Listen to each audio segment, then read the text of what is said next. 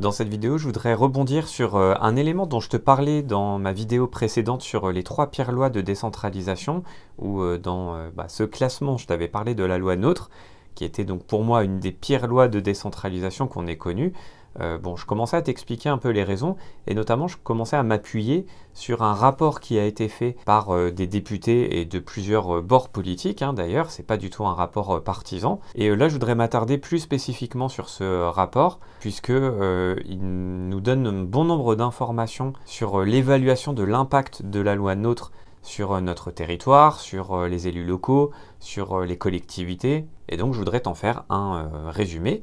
Donc il y a plusieurs points qui sont abordés, on va pas forcément tout voir pour pas que la vidéo soit trop longue, mais on va voir ensemble l'introduction du rapport qui recontextualise un peu tout, et on va surtout s'attarder sur les 3 grands problèmes de la loi NOTRe, ça va être vraiment le cœur de cette vidéo, et le rapport parle aussi des solutions qu'on peut apporter suite à cette loi NOTRe. Donc si on commence par l'introduction, en même temps logique, ce qu'on nous dit c'est que la loi NOTRe, finalement, c'est la fin de la séquence 2010-2015 de la décentralisation, dont je t'ai déjà parlé dans cette dernière vidéo sur mes 3 pires lois de décentralisation. Donc ça commence en 2010 avec la loi RCT, et donc ça finit en 2015 avec la loi NOTRe, mais au milieu il y a plusieurs lois, il y a la loi MAPTAM notamment, il y a aussi la délimitation des régions, la nouvelle carte des régions. Bref, c'est vraiment une période où on voit qu'on allait vers une certaine idéologie, un certain dogme en matière de collectivité territoriale. Pour te donner un exemple, c'était l'époque où vraiment l'objectif c'était de lutter contre le millefeuille territorial, donc tu sais, le fait d'avoir plusieurs couches de collectivités. L'objectif de l'exécutif à l'époque c'était de retirer au moins une couche de ce millefeuille, donc à l'époque c'était le département qui était dans le viseur, mais on va y revenir plus dans le détail.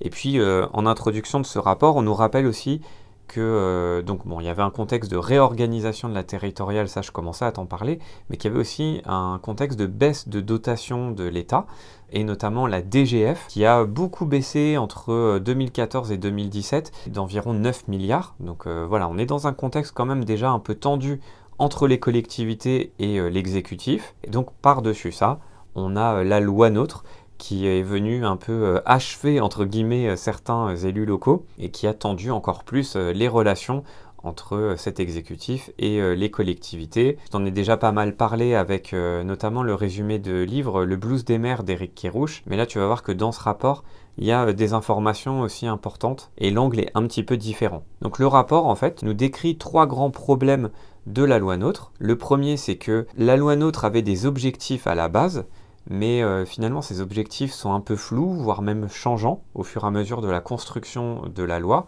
et la méthode a été assez bancale. On nous dit aussi que l'organisation est plus complexe et que ça aboutit à moins de proximité avec les citoyens, alors que ce qu'on nous vendait à l'époque c'était l'inverse, c'était une organisation plus simple, et on va voir qu'au final c'est pas ça qui s'est passé. Et la dernière critique, c'est sur la répartition des compétences qui est encore complexifiée, alors que pareil, à l'époque, on nous disait que c'était un des objectifs de la loi NOTRe, c'est de rendre plus lisibles les compétences, en gros, le qui fait quoi. Donc si on prend un peu ça dans l'ordre, sur les objectifs flous et la méthode bancale, pour la méthode bancale, ce qu'on peut dire, c'est qu'il n'y a pas eu vraiment d'études sérieuses au préalable, notamment il n'y a pas eu vraiment d'études chiffrées sur les économies réalisées avec l'augmentation du seuil des intercos. Tu sais que la loi NOTRe, un des grands changements, c'est le fait de passer de 5 000 habitants en seuil minimal pour une intercommunalité à 15 000 habitants. Donc forcément, en changeant ce seuil vers le haut, au final, ça veut dire qu'il y aura moins de PCI sur le territoire. C'était un des objectifs affichés d'ailleurs par l'exécutif, avec ce prisme de si on a moins de PCI, au global, ça va nous coûter moins cher parce qu'on va pouvoir faire des économies d'échelle. Et ça n'a jamais été prouvé à la fois par une étude au préalable, mais même par la suite, on va voir que c'est pas du tout ce qui s'est passé. Et puis, le problème aussi, c'est qu'il n'y a pas eu de concertation. Il n'y a pas eu de vraie concertation avec les élus locaux, qui est pourtant quand même le minimum quand on veut réformer la vie locale, c'est quand même de voir avec les acteurs concernés, s'ils n'ont pas des idées, hein, parce que ils sont eux-mêmes sur le terrain, donc forcément ils peuvent avoir des idées intéressantes. Et par exemple, la réforme de la carte intercommunale, elle s'est faite vraiment de façon descendante. Les associations d'élus locaux n'ont quasiment pas été entendues par l'exécutif, et puis ça a été fait même de façon un peu autoritaire avec les préfets. Donc voilà, c'est vrai. Au niveau de la méthode, que ce soit en termes d'études au préalable ou de concertation, on n'y est pas, on est vraiment loin du compte. Et puis, pareil, toujours dans ces objectifs un peu flous, le moins qu'on puisse dire, c'est qu'il y a eu des revirements d'objectifs. Hein, les objectifs ont changé au fur et à mesure de la construction de la loi, puisque à la base, l'idée c'était de simplifier le millefeuille territorial avec éventuellement une suppression des départements. Et ça, c'est quelque chose qui a été écrit clairement par les penseurs de cette loi. C'était un des objectifs premiers, c'était la suppression des départements, alors non pas directement par la loi NOTRe. L'idée, c'était plutôt de vider les départements de leur substance petit à petit, en transférant des compétences à la fois aux EPCI et aux régions, hein, des compétences qui étaient à la base au département, à ces deux échelons. Et puis, une fois que les départements sont un peu vides, c'était plus facile de les supprimer. Et ça, l'horizon, c'était à peu près 2020. Hein, à l'époque où on parlait de ça, de la suppression des départements petit à petit, c'était en 2014-2015, au moment de la préparation de la loi NOTRe. Et l'horizon, c'était 2020, on supprime les départements. Bon, là, tu vois qu'aujourd'hui, au moment où je sors cette vidéo, on est en 2020 et les départements n'ont pas du tout été supprimés. Mais voilà, en tout cas, à la base, c'était un des objectifs. Et puis, un autre objectif aussi, c'était la suppression de la clause générale de compétences pour les départements et les régions. Ça, c'est un objectif qui a été atteint. Mais ce qu'on peut dire, c'est que quand même, ça a été assez flou sur cette époque, puisque cette même clause générale de compétences, elle avait été rétablie un an avant, donc en 2014, avec la loi MAPTAM. Et bon, c'est vrai que ça ajoute du flou, parce que c'est ce même gouvernement, ce même exécutif, qui, une année, rétablit la clause générale de compétences, et un an après, il la supprime à nouveau, sachant qu'elle avait déjà été supprimée avec la loi RCT de 2010. Donc tu vois qu'il y a à la fois des objectifs qui ont été modifiés, et puis il y a des objectifs qui étaient là dès le début, mais qui participent quand même au flou global de cette décentralisation dans les années 2010-2015. Et puis, une autre problématique, c'est qu'il y a des objectifs qui n'ont pas été atteints. Je commençais à t'en parler tout à l'heure, c'est sur la réduction des dépenses publiques. Pareil, on va rentrer un peu plus dans le détail tout à l'heure avec des exemples. Mais bon, juste au préalable, sache que cet objectif, on est vraiment très très loin de l'avoir atteint. Et pourtant, c'est quelque chose qu'on nous vendait à l'époque.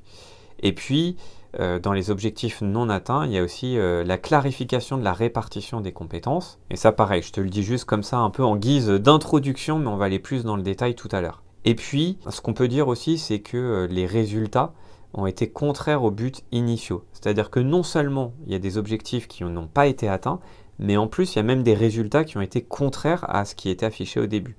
Bon, sur les départements, non seulement ils n'ont pas été supprimés, mais en plus ils ont été renforcés dans leur rôle social. Dans une certaine mesure, on peut aussi dire que les communes ont été revalorisées, alors pas à travers la loi NOTRe directement, puisque au contraire, c'est plutôt les intercos qui ont été revalorisés, mais l'effet à long terme, quelques années après la loi NOTRe, c'est qu'aujourd'hui on se rend bien compte qu'on est allé trop loin dans la dépossession des compétences des communes, et qu'il faudrait peut-être revenir un petit peu en arrière. Donc tu vois que les deux échelons qui étaient un peu menacés par la loi NOTRe, département et commune, finalement quelques années plus tard, ils vont revenir sur le devant de la scène. Et puis un autre effet contraire au but recherché à la base, c'est la complexification du paysage local, mais ça c'est un petit point technique, on va dire, que je vais développer là juste après. Donc ça, voilà, c'était, on va dire, le premier grand problème, qui est un problème en amont.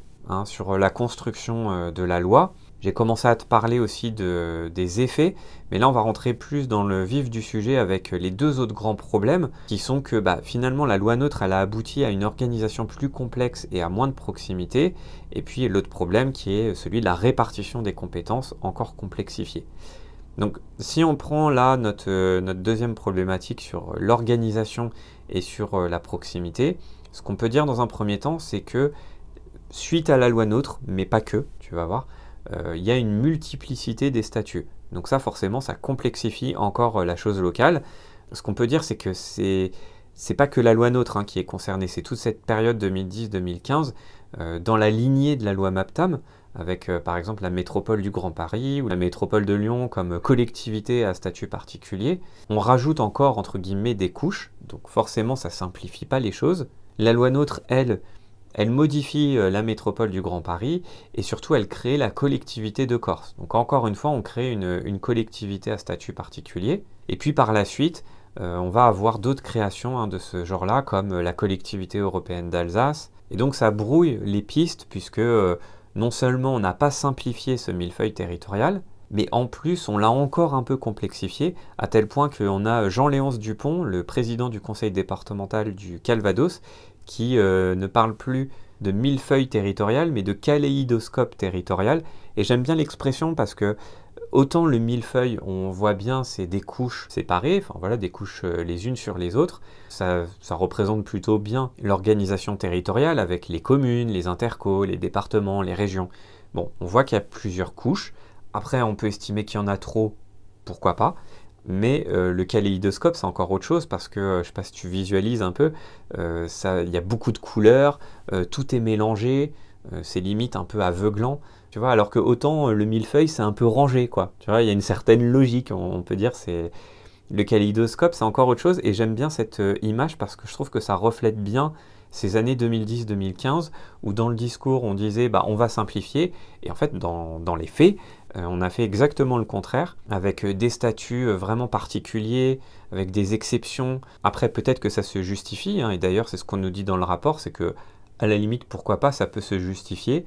Mais bon, ça rajoute en tout cas de la complexité. Autre chose qui est à noter par rapport à cette loi NOTRe, c'est le dogme du Big is Beautiful, qui était, alors encore une fois, c'est pas que la loi NOTRe, hein, c'est toutes ces années 2010-2015, mais c'était vraiment le dogme de l'époque. C'était l'idée de se dire que plus une collectivité est grosse, plus elle est puissante, et mieux c'est en gros. C'était vraiment ce dogme-là. Et là où le rapport nous dit que ça a été quand même assez mal fait, en tout cas pour la loi NOTRe, c'est que les EPCI issus de cette carte intercommunale post-loi NOTRe, il y en a donc 1256 à ce moment-là, il y en a encore un petit peu moins aujourd'hui, mais bon, ça a été réduit avec la loi NOTRe à 1256, eh bien c'est inférieur au nombre de bassins de vie tel que l'INSEE le définit, qui est donc de 1666 au moment où le rapport est écrit. Et là où je veux en venir avec cet exemple, c'est qu'à l'époque, on nous a beaucoup dit que les EPCI devaient être à l'échelle des bassins de vie et que les bassins de vie, ils avaient des tailles un peu plus grandes puisque les gens travaillaient parfois à une demi-heure, trois quarts d'heure, une heure de chez eux. Bon, sauf que la notion de bassin de vie, elle est définie clairement par l'INSEE. L'INSEE travaille dessus depuis des années et des années, donc c'est pas fait n'importe comment. Ça prend en compte beaucoup de critères. Donc oui, ça prend en compte le domicile des gens, leur lieu de travail, mais aussi les lieux de culture, les équipements sportifs, etc. Et là, on voit qu'on a fait avec cette loi NOTRe à la va-vite des zones géographiques qui ne se basent pas forcément sur quelque chose de concret, en tout cas pour certaines. On a des EPCI qui sont très très grands et qui ne représentent même pas un bassin de vie. À la limite, ils représentent 2 voire 3 bassins de vie. Et donc l'aboutissement, c'est qu'on a des territoires absolument énormes par rapport aux compétences qu'ils doivent gérer. Au-delà de ça, le Big is Beautiful, ça nous a aussi conduit à...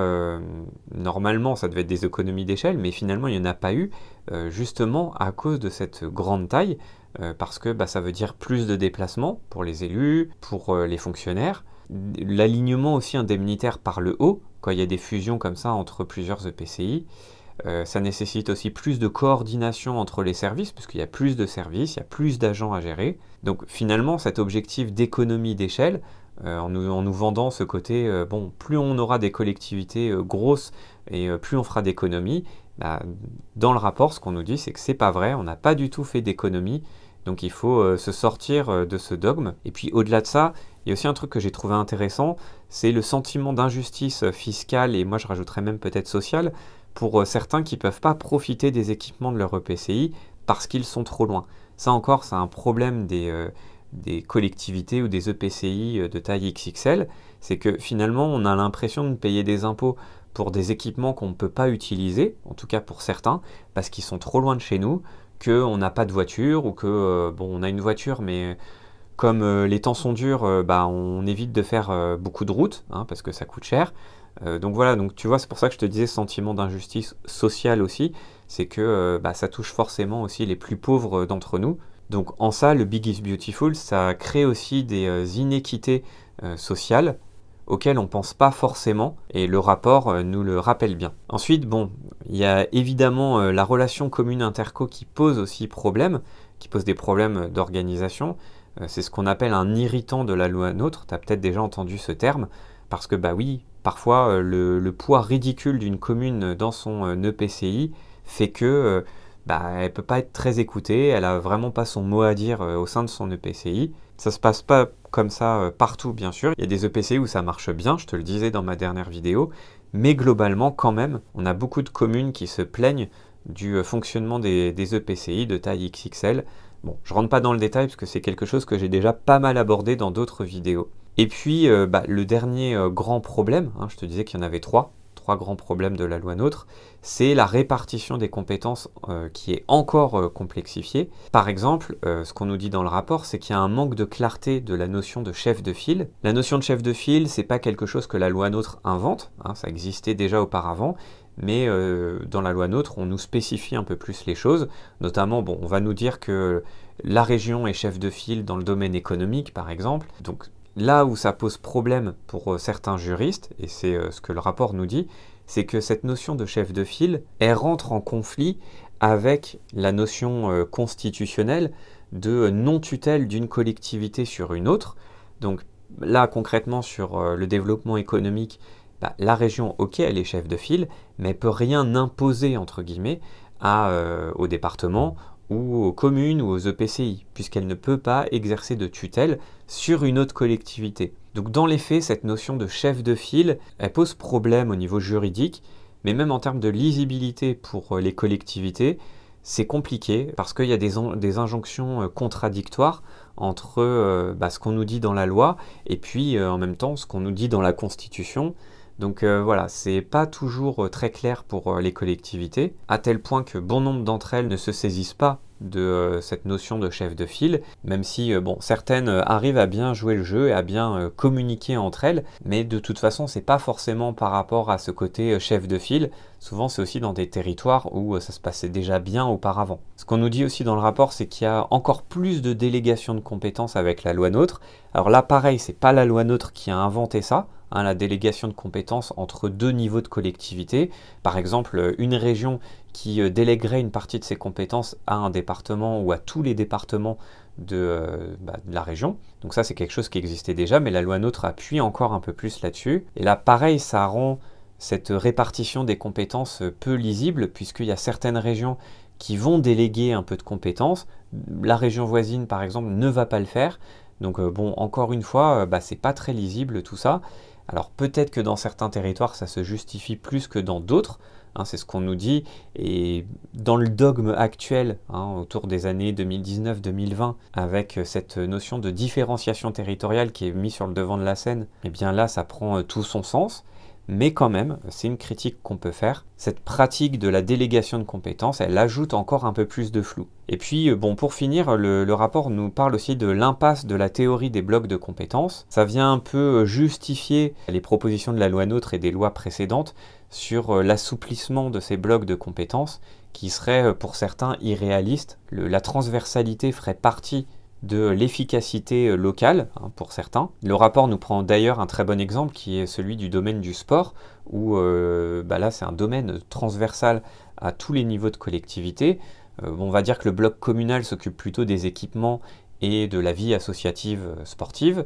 Les départements vont s'occuper par exemple du sport de plein air, notamment dans les zones montagneuses, et puis les régions vont s'occuper de la gestion des CREPS par exemple, et des subventions aux sportifs professionnels, voilà, par exemple. Et bien ça, effectivement, même si c'est un domaine où ça fonctionne bien, il y a d'autres compétences, d'autres blocs de compétences qui ne sont pas forcément partagés, qui sont, par exemple, pour le social, c'est normalement plutôt le département quand même, et ça, on nous dit que ça peut créer des impasses.